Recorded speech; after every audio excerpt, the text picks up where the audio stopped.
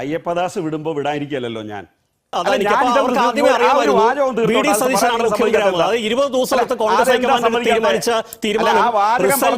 സമ്മതിക്കാത്ത എന്താ ഇത്ര അസഹിഷ്ണുത? എന്തിനാ വി ഡി സതീശൻ ഒരു വിമാന ടിക്കറ്റ് എടുത്ത് മംഗലാപുരത്തുമായി തർക്കം വരുമോ? വി ഡി സതീശൻ ഒരു ഫ്ലൈറ്റ് തീവണ്ടിക്കകത്ത് ട്രെയിനകത്ത് യാത്ര ചെയ്തായി സംശയം വരുമോ? ശരി. ഒരു കാറിൽ അദ്ദേഹം പോയ സംശയം വരുമോ? ചോദ്യം എന്താണ് അയ്യപ്പദാസ്, നിങ്ങൾ എന്തിനാ അതിനെ ഡൈവേർട്ട് ചെയ്യുന്നത്? സ്പെഷ്യൽ ഫ്ലൈറ്റ് ചാർട്ട് എന്തായാലും പറയട്ടെ, എന്തിനാ അങ്ങനെ ധൃതി പിടിക്കുന്നത്? വിഷയത്തിലേക്ക് തിരിച്ചു വരുന്നതിന്റെ ഭാഗമായി മാത്രം ചോദിക്കുകയാണ്. അപ്പൊ ഒറ്റ കാര്യമുള്ളൂ. പിന്നെ എന്നാ അയ്യപ്പദാസ് പറഞ്ഞു. അല്ല, അതെന്താണ് ശ്രീ ഗോപൻ അങ്ങനെ ഒരു പണക്കം? ഇല്ല, എന്റെ ഒരു 1.5 മിനിറ്റ് ചോദ്യം ഒഴിച്ചു കഴിഞ്ഞ 8-9 മിനിറ്റ് ഡൈവേർട്ട് ചെയ്തുകൊണ്ടുപോയി. നിങ്ങൾ തന്നെ ഡൈവേർട്ട് ചെയ്തു. അല്ല, എനിക്ക് യുക്തിമാണ് ഒന്ന് മനസ്സിലാക്കി തന്നാൽ.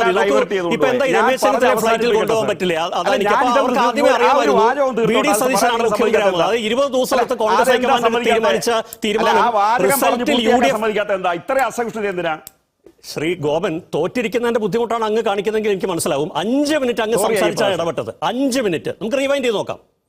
എന്താ അസഹിഷ്ണുത ശ്രീ ഗോപൻ? 5 മിനിറ്റ് കാര്യത്തിൽ അയ്യപ്പദാസിന്റെ തോൽവി എനിക്ക് മനസ്സിലാവും. എനിക്ക് അസഹിഷ്ണുത ഞാൻ തോറ്റു മതിയോ? അയ്യപ്പദാസ് പ്രതീക്ഷിച്ച വി ഡി സതീശൻ അല്ല എന്നുള്ളൊരു എനിക്കെന്ത് പ്രതീക്ഷ സാർ? എനിക്കെന്ത് പ്രതീക്ഷ? എനിക്കെന്ത് പ്രതീക്ഷ? ഈ കഴിഞ്ഞ 1.5 മാസത്തിനിടയിൽ നിങ്ങളുടെ കയ്യിൽ നിൽക്കുന്നില്ല എന്നുള്ളതും നിങ്ങളുടെ ഡെസ്പറേഷൻ ഇത്രയ്ക്കൊക്കെ ഉണ്ടോ? ഇത്രയ്ക്കൊക്കെ എന്നെ നിങ്ങൾ ഇൻസൾട്ട് എനിക്ക് തോൽവിയിൽ അസഹിഷ്ണുത എന്ന് പറഞ്ഞ് ഈ ചർച്ച നിങ്ങൾ കൊണ്ടുപോകാൻ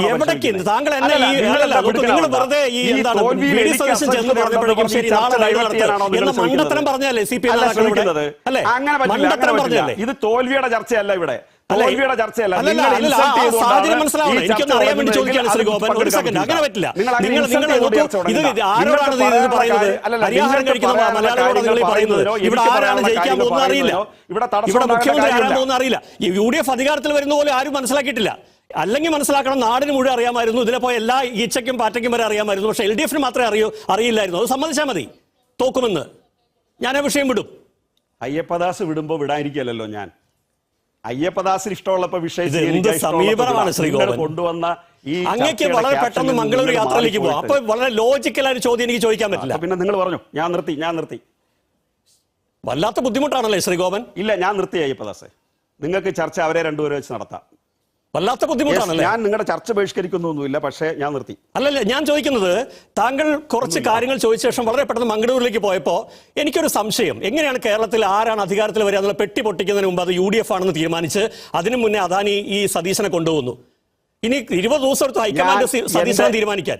ഇത് ചോദിക്കാൻ പാടില്ല. ഇത് ചോദിച്ചാൽ നിങ്ങൾക്ക് ആകെ പ്രശ്നമാണോ? അപ്പൊ നിങ്ങൾ പറയുന്നത് മുഴുവൻ വിശ്വസിക്കുന്ന ഒരു കാലഘട്ടമാണ് ഇപ്പോഴും കേരളത്തിലാണ് വിചാരിച്ചിരിക്കുന്നത്. എനിക്ക് പറയാവോ? പറയാം, എനിക്ക് മറുപടി പറയാം. പക്ഷെ ഇത്ര അസഹിഷ്ണുത വേണ്ട. ഒരു ചോദ്യം ഇടപെട്ട് ചോദിക്കുമ്പോൾ ഇത്ര അസഹിഷ്ണുത വേണ്ട. അല്ല, എത്ര സമയം തരും? ഇനി 1 മിനിറ്റ് തരൂ. കാരണം 10-15 മിനിറ്റ് ആയില്ലേ നമ്മൾ തമ്മിൽ. അല്ല, നിങ്ങൾക്ക് അസഹിഷ്ണുത. എനിക്കെന്താ അസഹിഷ്ണുത?